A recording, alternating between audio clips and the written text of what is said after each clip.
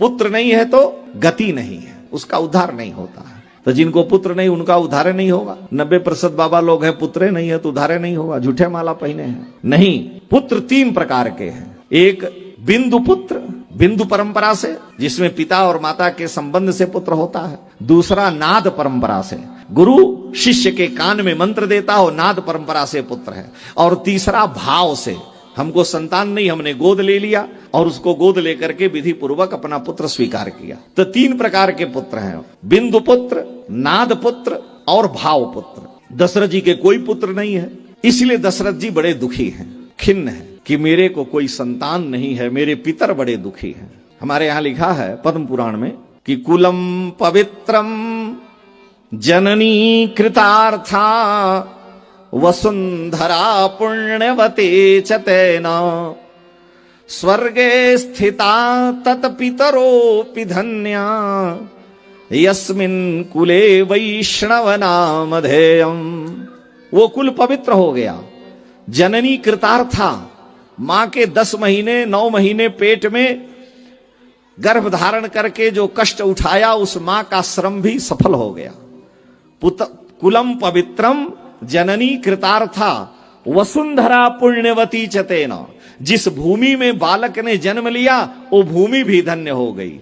स्वर्गे स्थिता तत्पितरो तस्य पितरो पिधन्या। स्वर्ग में बैठे हुए उनके पितर भी धन्य हो गए। यस्मिन कुले वैष्णव नामधेयम्। जिस कुल में वैष्णव बालक ने जन्म लिया।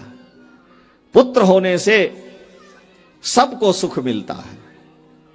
इसलिए हमारे यहां संतों ने वाणी में कहा है कि अगर तू मां है और तुमने कष्ट उठाया है 9 महीने, तुमने बालक को जन्म दिया है, तो जनो तो भगवान का भक्त बालक जन्म दो। भक्त नहीं बना सको तो उसे दानी पुत्र बनाओ।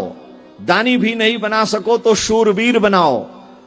न भक्त पैदा हुआ, न दानी हुआ, न शूरवीर हुआ, धुंधुकारी हुआ, तो इससे अच्छा बांझे रहना ठीक है। जननी जने तो भक्त जन।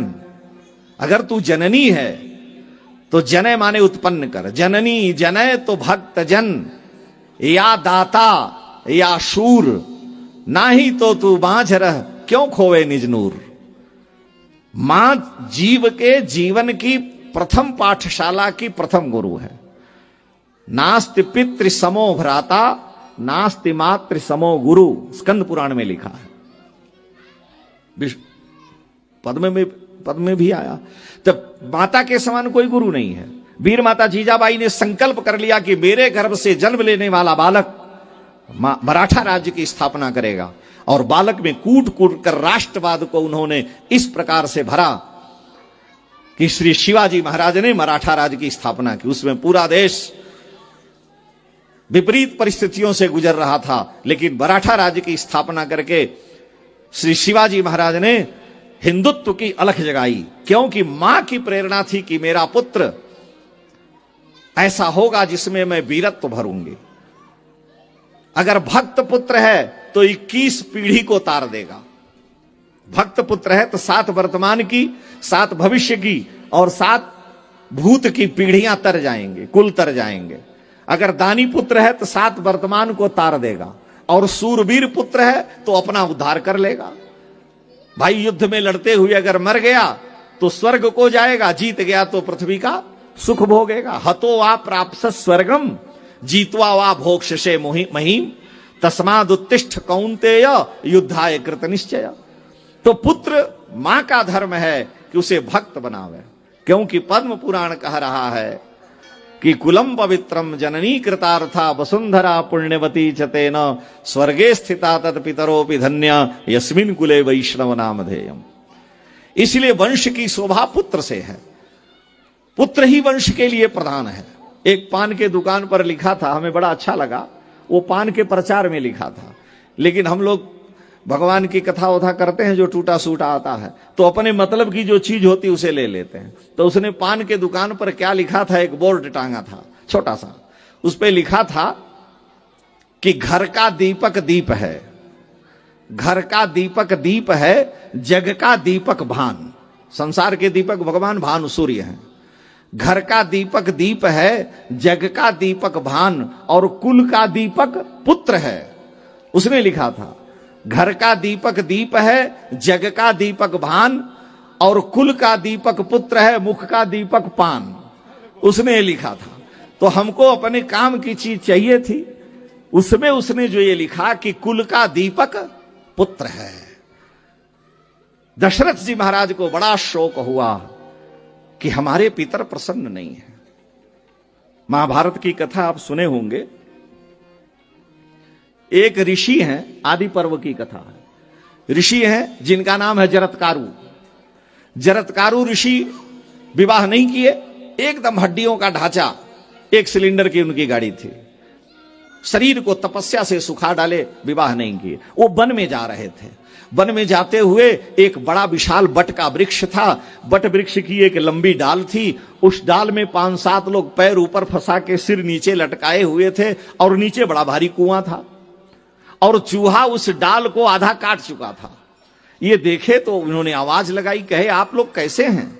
आप सभी बातें कर रहे हैं, लेकिन इस डाल को जो आप पकड़ करके ऊपर पैर फंसाए सिर नीचे लटके हैं, देख रहे हैं कि नीचे कितना गहरा कुआं है, और चूहा डाल को आधा काट दिया। अगर डाल कटी तो आप इस कुएं में गिर जाएंगे, आप सबका अंत हो जाएगा।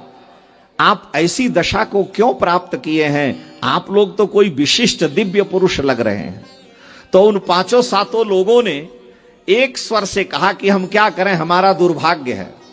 हमारा दुर्भाग्य है कि हमारे वंश में एक ही पुत्र बचा है, और उसका नाम है जरत्कारु। और जरत्कारु ने निर्णय ले लिया कि हम विवाह नहीं करेंगे।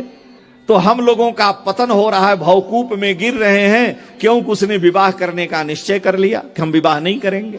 तो हम सब गिर रहे हैं। अब जरत्कारु को बड़ी वेदना हुई कि तो हमारे ही पूर्वज हैं, ये सब कुएं में गिर रहे हैं, क्योंकि मैंने निर्णय लिया हम विवाह नहीं करेंगे। तो इन्होंने अपने पितरों से कहा, आप चिंता मत करें, मैं विवाह तो करूंगा लेकिन अपनी प्रतिज्ञा नहीं तोड़ सकता।